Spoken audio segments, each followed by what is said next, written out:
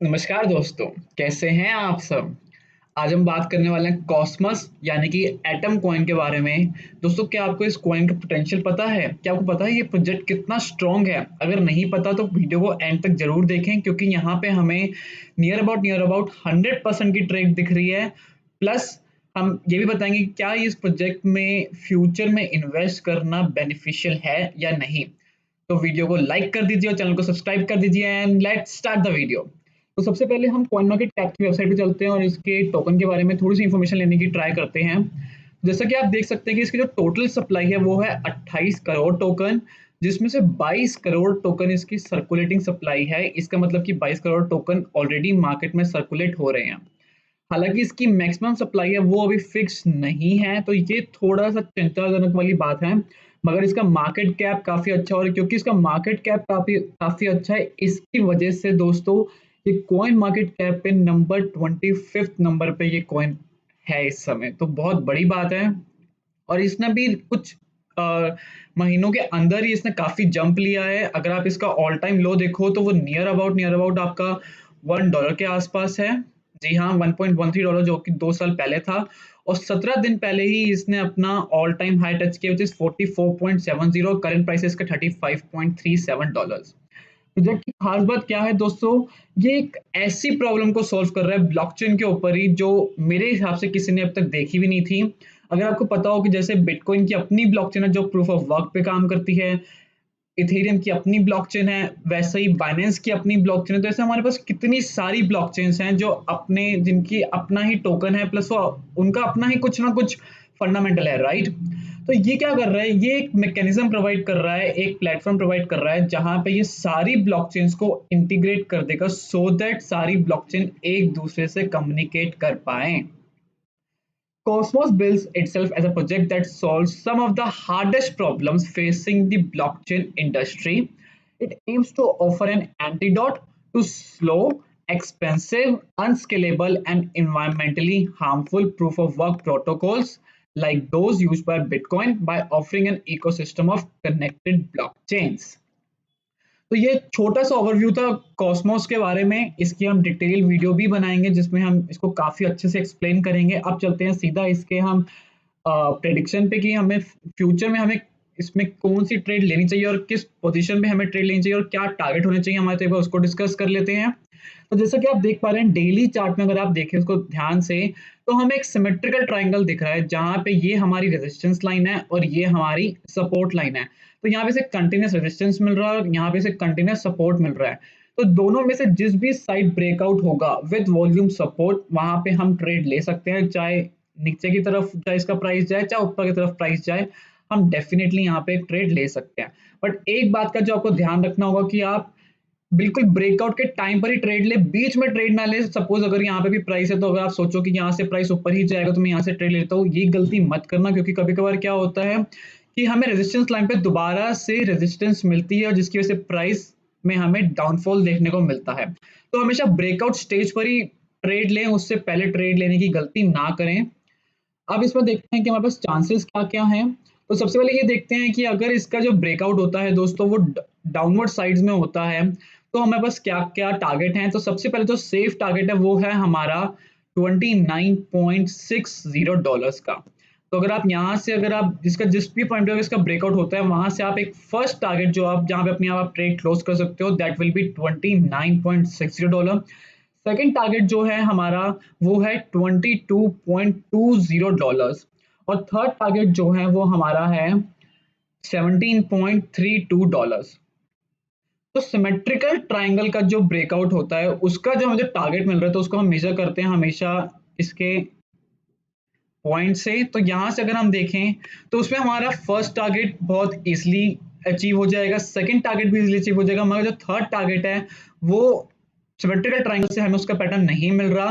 तो I would say कि third target बहुत रिस्की हो जाएगा, सेकंड थोड़ा कम रिस्की होगा और फर्स्ट तो बिल्कुल भी रिस्की नहीं होगा। फर्स्ट पे तो बहुत ज्यादा चांसेस हैं। तो अब एक बार मेजर कर लेते हैं कि यहाँ से हमें कितनी परसेंट की ट्रेड दिख रही है। अगर हम थर्ड ट्रेड पर चलें तो it will be near about 48% trade, guys. 48% trade. When with 10x leverage, it will be 480% trade. अगर हम सेकंड टारगेट को अचीव करें तो that will B 33.5% trade and with 10x leverage 335% trade. और अगर हम फर्स्ट टारगेट को देखें तो फर्स्ट टारगेट में दोस्तों 12% की ट्रेड है, with 10x leverage it will B 120% trade.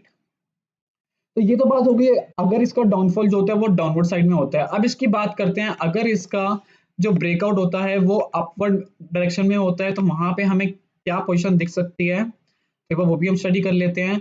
तो इसका जो टारगेट है वो है $54.32।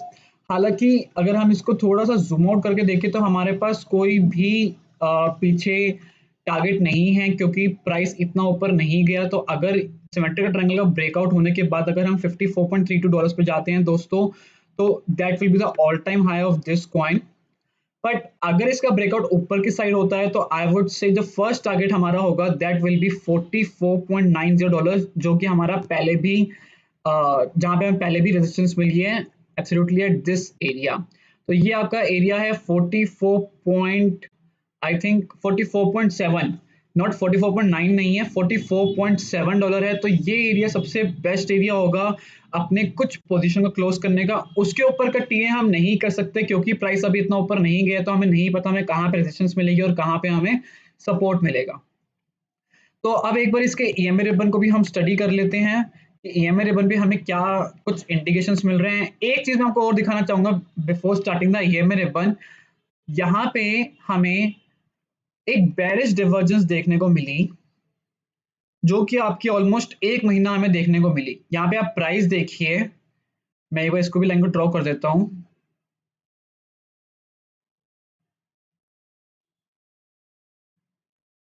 तो ये देखिए दोस्तों, यहाँ पे आरएसआई में हम कंटिन्यूस नीचे जा रहे हैं और एक्चुअल ग्राफ में हम कंटिन्यूस ऊपर जा रहे हैं। तो this is a sign of bearish divergence. और ये स्टार्ट हुआ था आपका 22 अगस्त से लेकर के 19 सितंबर तक। तो ऑलमोस्ट ऑलमोस्ट हमें एक मंथ तक हमें ये बेरिश डिवर्जेंस देखने को मिली।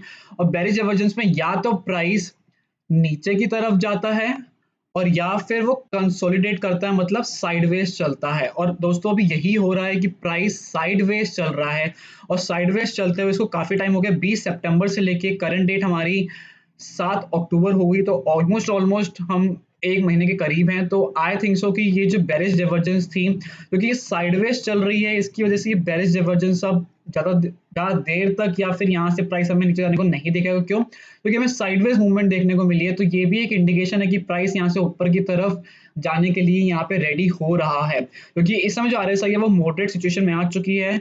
यहाँ पे ओवरसोल्ड सिचुएशन में थी, overbought, I am so sorry. तो यहाँ पे हम मॉडरेट सिचुएशन में आ गई है, तो ये सबसे बढ़िया चीज़ है। अब इसका एक बार हम ईएमए रिबन भी देख लेते हैं कि हमें ईएमए रिबन पे हमें क्या चीज़ देखने को मिल रही है। तो यहाँ पे अगर आप दोस्तों देखो ध्यान से, ईएमए रिबन पर डेली में हमें यहाँ पे सपोर्ट दिखा तो प्राइस ऊपर की तरफ गया, यहाँ पे सपोर्ट दिखा तो प्राइस ऊपर की तरफ गया और यहाँ पे हमें वॉल्यूम भी अच्छी खासी देखने को मिली। अब हमें यहाँ पे सपोर्ट तो मिल रहा है, सिमिलरली हमें यहाँ पे भी सपोर्ट मिला और दोबारा ईएमए रिबन टेस्ट हो रहा है, but volume is continuously declining. और जब वॉल्यूम डिक्लाइन होती है इसका मतलब है कि वॉल्यूम कहीं ना कहीं से इसके अंदर आने वाली है और ब्रेकआउट भी होने वाले, तो that will be a good sign. तो ब्रेकआउट के टाइम पे अगर हमें वॉल्यूम दिखेगी गाइस तो बहुत बढ़िया रहेगा और चांसेस हैं कि ये यहाँ से बुलिश मोड में ही रहेगा। अब हम एक बार इसके 4 आवरली पर भी चल लेते हैं और 4 आवरली को स्टडी कर लेते हैं। तो 4 आवरली पे एक चीज जो मुझे नहीं अच्छी लग रही वो ये कि यहाँ पे इसको ईएमए रिबन पर सपोर्ट नहीं मिल पाया, जिसकी वजह से ईएमए रिबन पे हमें अभी शॉर्ट सिग्नल देखने को मिल रहा है और हमें कंटिन्यूस यहाँ पर रिजेक्शन भी मिल रही है ईएमए रिबन पर। तो ये जो लाइन है हमारी सिमेट्रिकल ट्रायंगल की, ये होल्ड करना बहुत इंपॉर्टेंट है।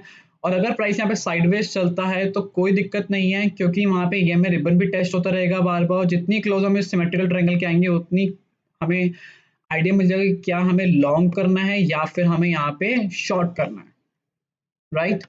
अब हम एक बार इसके 1 आवरली ईएमए रिबन पे भी चेक कर लेते हैं कि 1 आवरली पे हमें कोई इन्फॉर्मेशन दिख रही है। तो गाइस 1 आवरली पर अगर हम देखें तो हमें कंटिन्यूस ईएमए रिबन पर ही रिजेक्शन मिल रही है और अभी भी हमें ईएमए रिबन पर ही रिजेक्शन मिल रही है। अगर हमें ब्रेकआउट यहाँ पर सपोर्ट का ब्रेकआउट हमें दिखता है तो that will be a sign की प्राइस कुछ टाइम के लिए नीचे जा सकता है, क्योंकि हमें वहां पे डबल कंफर्मेशन मिलेगी। एक हमें 1 आवरली के ईएमए रिबन से कंफर्मेशन मिलेगी, सेकंड हमें कंफर्मेशन मिलेगी 4 आवरली के ईएमए रिबन से भी, और थर्ड कंफर्मेशन जो हमें मिलेगी वो हमें मिलेगी डेली के चार्ट पर। तो डेली के चार्ट पर हम मोस्ट अभी जो हमारा जो फर्स्ट टारगेट, जो हमारा सेफ टारगेट है, अगर आप वहां पे ध्यान से देखें तो एक मैं थोड़ा जूम इन कर देता हूँ इसको, तो अगर वहां पे ध्यान से देखिए तो जो फर्स्ट टारगेट है वो हमारा एग्जैक्टली ईएमए रिबन के एंड पर ही कोलाइड कर रहा है। तो ये भी पॉसिबल है कि प्राइस हमारा नीचे की तरफ आए, फर्स्ट टारगेट पे हमारा प्राइस जाए और यहाँ से फिर शूट अप हो जाए। तो it will be a very safe trade to play अगर हमारी सपोर्ट लाइन ब्रेक होती है तो आई होप आपको आज की वीडियो अच्छी लगी हो। वीडियो अच्छी लगी तो प्लीज वीडियो को लाइक कर दीजिए, चैनल को सब्सक्राइब कर दीजिए। Until that time guys, bye bye.